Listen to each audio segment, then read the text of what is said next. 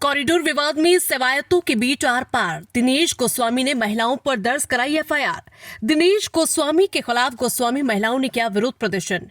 वृंदावन के बाकी बिहारी कॉरिडोर को लेकर सेवायतों के बीच जारी गतिरोध अब कोतवाली तक पहुंच गया। हाई पावर्ड कमेटी के सदस्य और सेवायत दिनेश गोस्वामी ने 3 नामजद और 15 अज्ञात महिलाओं के खिलाफ प्राथमिकी दर्ज कराई है।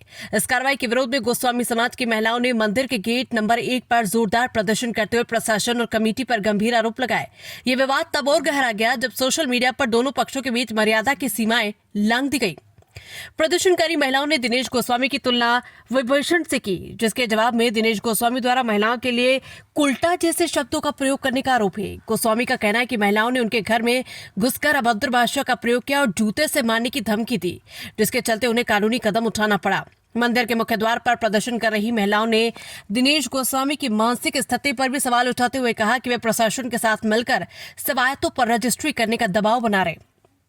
महिलाओं का कहना है कि दिनेश गोस्वामी कमेटी में हमारा प्रतिनिधित्व करते हैं, इसलिए हम अपनी बात रखने उनके पास गए थे, लेकिन बदले में हमें प्रताड़ित किया जा रहा है। उन्होंने आरोप लगाया कि हाई पावर्ड कमेटी भय का माहौल पैदा कर कॉरिडोर के लिए जमीन हथियाना चाहती है।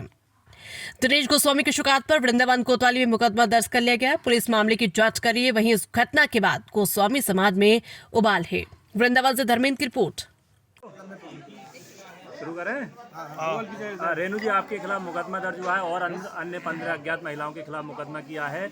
जयपुर से व्हाट्सएप पे एक तहरीर आई और आनंद फानंद में मुकदमा दर्ज कर लिया गया। क्या लगता है जानबूझकर निशाना बनाया जा रहा है?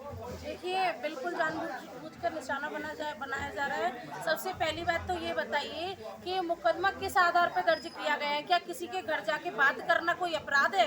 क्या ये किसी अपराध की श्रेणी में आता है?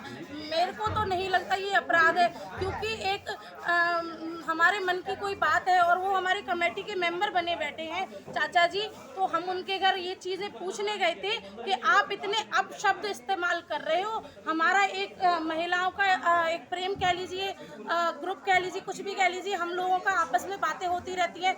हमको सबको ये बातों से बड़ी ठेस लग रही थी। हमको एक तरह से मानहानि हो रही थी इन चीज़ों से, है ना। मेंटली हैरेसमेंट बोल देंगे, मेंटली टॉर्चर हमको किया जा रहा था।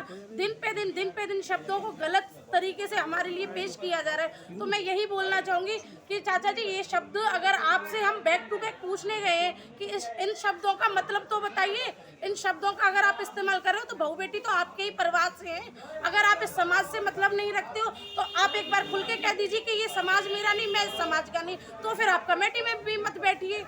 मैं तो यही कहूँगी। दूसरी बात रही मुकदमे की बात, तो एक बात बताइए कि मुकदमा किस बेस पे? वीडियो में पूरी तरह से दिख रहा है कि मैंने डोर लॉक किया है, बड़े तरीके से डोर लॉक करके मैंने आंटी को बुलाया है। उन्होंने लाइट ऑन करके हमारा वेलकम किया है, अंदर आने को बोला है, लेकिन हम अंदर नहीं गए हैं। हमने एंट्री पे ही केवल दिनेश चाचा जी के लिए पूछा है, क्या चाचा जी यहाँ हैं? उन्होंने मना कर दिया। हम वहाँ से लौट के घर चले गए। क्या ये अपराध की श्रेणी में कहीं भी आता है? एफआईआर में जिक्र है कि जूते से मारेंगे, ये कहा गया है। ये अगर कहीं भी वॉइस रिकॉर्ड हो तो आप मुझे लाके दिखा दीजिए।